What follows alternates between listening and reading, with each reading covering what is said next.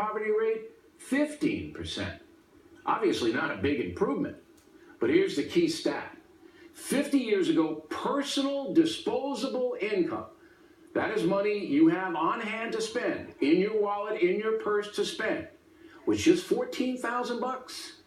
In 2015, it was $38,000 per year, a vast improvement in spending power.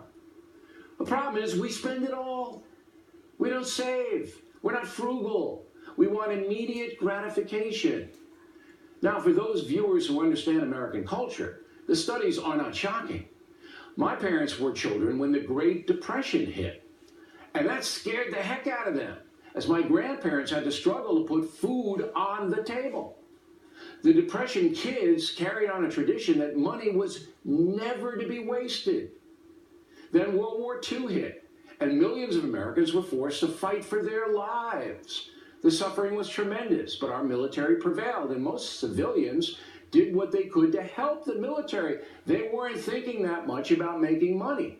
There was a greater cause.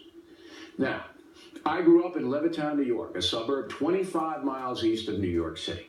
The housing in Levittown was cheap, especially the vets who got low-cost mortgages. Very few of us in the neighborhood had anything. It was very working class. In my house, we ate fish sticks, tuna, hot dogs, SpaghettiOs. Remember SpaghettiOs? My parents never had a new car. Our house did not have air conditioning. It was like India there in August. Now, that kind of upbringing meant that all financial transactions were scrutinized. No appetizers when we went to Savini's, the local Italian restaurant. And college was out of reach for many of my friends. But my father saved so my sister and I could go. Money was never to be wasted, ever. That value system is deeply rooted in me. I do not waste money. I'd rather give it to charity. I don't want a plate from Cape Cod.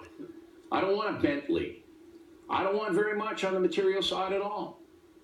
But I realize that most Americans are different. They want stuff, especially younger Americans. And many of them feel they're entitled to stuff. They should be provided with stuff, with everything they desire.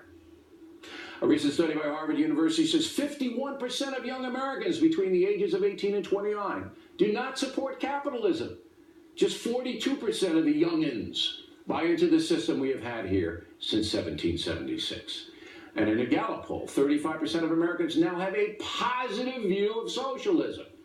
60% say capitalism is the way to go. Talking Point submits to you that those who want socialism have no blanking idea what that system really means. Bernie Sanders likes to point to Sweden, a nation of 9 million people, most of whom look exactly the same. It's easy for the Swedish government to provide cradle-to-grave entitlements while taking the majority of what people earn there to support the system. But here in America, that would lead to disaster. We're simply too big a country to be told what we can earn, what we can do with what we have. In China, which has nearly 1.5 billion citizens, they have to impose communism and socialism. You go to prison or worse if you defy the government mandate. And to keep the educated population in check, the Chinese government now allows capitalism in places like Shanghai and Hong Kong. It goes against the very nature of most people to tell them how to live their lives.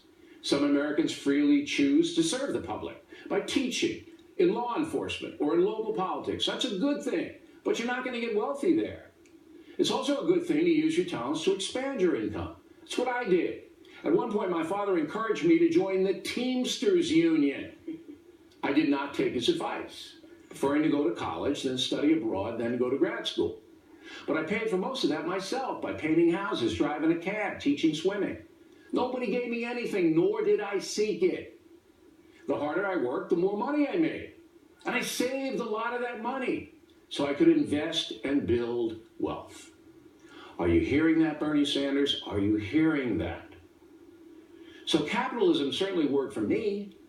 And I don't want Sanders or anybody else taking more than half of my earnings to use for dubious social experiments and handouts to those who are not in need, who are layabouts. Right now, about half of my income is paid in taxes. Okay, no beef. This country's been good to me. but no more than 50%. That's it. And I don't want to live in a socialist nation. Summing up, Hillary Clinton had a huge opportunity to reinforce that capitalism has made America the most prosperous nation on earth, giving opportunity to billions of people over the years who are willing to work hard. But the secretary is soft on capitalism, even though she's taken huge advantage of it herself. As for regular folks, we all should wise up and practice financial responsibility. We don't need half the stuff we buy. So save, then invest conservatively, and build some protection for yourself. The cold truth is that American politicians promise stuff they can never deliver. But we the people can control our financial well-being to some extent. We just have to be smart about it. And that's a memo.